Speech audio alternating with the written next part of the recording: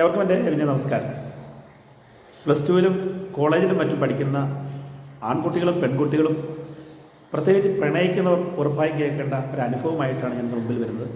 2-3 വർഷങ്ങൾക്ക് മുമ്പുണ്ടായ സംഭവമാണ്. ഒരു ദിവസം ഒരു അച്ഛനും അമ്മയും ഒരു പെൺകുട്ടിയും കൂടെ സ്റ്റേഷനിലേക്ക് കയറി വന്നു. അച്ഛൻ ഞങ്ങളെ മാറ്റി നിർത്തിയിട്ട് പറഞ്ഞു, ഒരു വിഷമം പിടിക്കുന്ന കാര്യമുണ്ട് സാറേ, സഹായിക്കണം. എൻ്റെ മോളാണ് കൂടെ വന്നിരിക്കുന്നത്. അവൾ ഡിഗ്രി 2ാം വർഷം പഠിക്കുകയാണ്. അവൾക്ക് 20 വയസ്സ് പ്രായമുണ്ട്. ഇന്നലെ ഞങ്ങളുടെ ഫോണിലേക്ക്, ഞങ്ങളുടെ ബന്ധുക്കളുടെ ഫോണിലേക്കും സുഹൃത്തുക്കളുടെ ഫോണിലേക്കും എൻ്റെ മോളുടെ കുറേ നഗ്ന ഫോട്ടോകൾ അയച്ചു കിട്ടിയിരിക്കുകയാണ് സാറേ. എന്താണ് ചെയ്യേണ്ടതെന്നറിയില്ല എന്ന് വേദനയോടെ ആ പിതാവ് പറയുകയാണ്. ഉടനെ തന്നെ ഒരു വനിതാ പോലീസ് വന്ന് ആ പെൺകുട്ടിയെ ഒരു മുറിയിൽ കൊണ്ടുപോയി ആ പെൺകുട്ടി കൺവീൻ്റെ സ്ഥലത്തിരുത്തി അവളുടെ മൊഴി വിശദമായി രേഖപ്പെടുത്തി. ആ പെൺകുട്ടി മൊഴിയിൽ പറയുന്നത് ഇങ്ങനെയാണ്: +1 ആ പെൺകുട്ടി പഠിക്കുന്ന സമയത്ത് +2 പഠിക്കുന്ന ഒരു ആൺകുട്ടിയുമായിട്ട് സൗഹൃദത്തിലായി. രണ്ടുപേരുടെയും +2 വിദ്യാഭ്യാസം കഴിഞ്ഞ് രണ്ടുപേരും 2 കോളേജുകളിൽ ചേർന്നു. ഈ സമയത്ത് ഒരു ഫോണിൽ കോൺടാക്ട് ചെയ്യുമായിരുന്നു. ക്രമേണ അവർ തമ്മിൽ പ്രണയത്തിലായ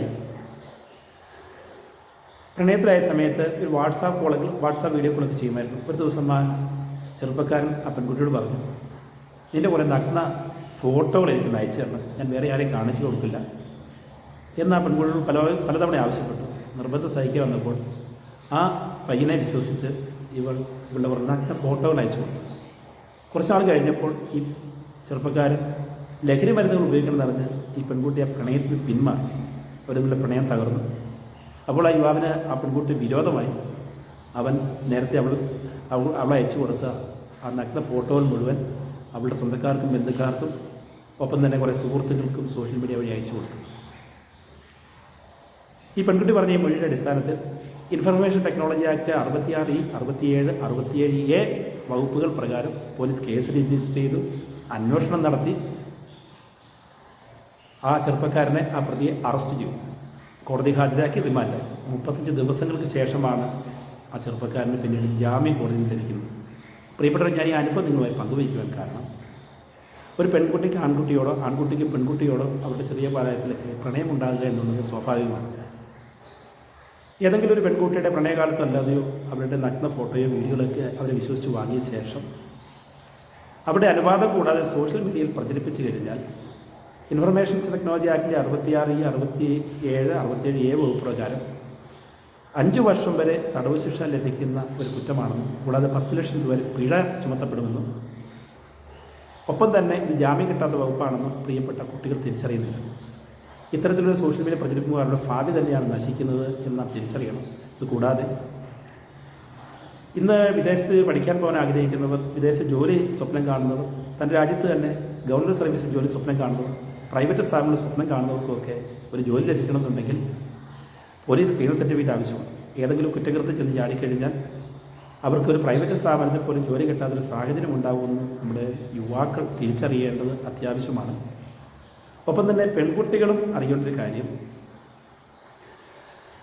ഒരു ആൺകുട്ടിയുടെ പ്രണയമുണ്ടാക്കുന്നത് സ്വാഭാവികമാണ്. പക്ഷേ പ്രണയത്തിൻ്റെ പേരിൽ ഏതെങ്കിലും ഒരു യുവാവ് അവർ നഗ്ന ഫോട്ടോയോ വീഡിയോ ചോദിച്ചാൽ അയച്ചു കൊടുത്തപ്പെട്ട് പോയി കഴിഞ്ഞാൽ ഈ പ്രണയം തരുന്ന സാഹചര്യത്തിൽ, മറ്റേതെങ്കിലും വിരോധം വരുന്ന സാഹചര്യത്തിൽ അവരിത് സോഷ്യൽ മീഡിയ പ്രചരിപ്പിക്കാൻ സാധ്യതയുണ്ടെന്നും അല്ലെങ്കിൽ അവരെ കൂട്ടുകാരെ കാണിച്ചു കൊടുക്കാൻ സാധ്യതയുണ്ടെന്നും ഓരോ പെൺകുട്ടികളും തിരിച്ചറിയണം.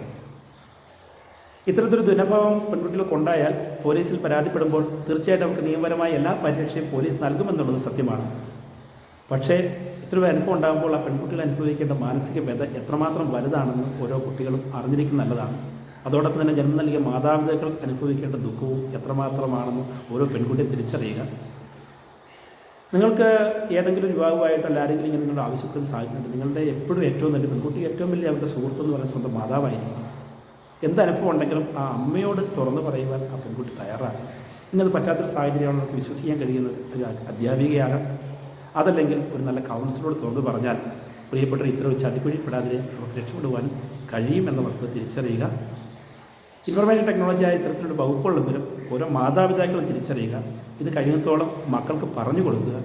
അങ്ങനെ ഉണ്ടെങ്കിൽ ഇത്തരം ചതിക്കുഴികൾ നമ്മുടെ പെൺകുട്ടികൾ പെടാതിരിക്കും. ഒപ്പം ആൺകുട്ടികളും ഇത്തരമുള്ള കുറ്റകൃത്യങ്ങൾ ചെയ്യുവാനുള്ള സാധ്യത കുറയുമെന്ന് തിരിച്ചറിയുക. ഇന്ന് കേരളത്തിൽ നിന്ന് ഒട്ടേറെ കുറ്റകൃത്യങ്ങളാണ് ഇത്തരത്തിൽ ഉണ്ടായിക്കൊണ്ടിരിക്കുന്നത്. പല യുവാക്കളും ജയിലിൽ പോകേണ്ട സാഹചര്യം ഉണ്ടാകുന്നുണ്ട്.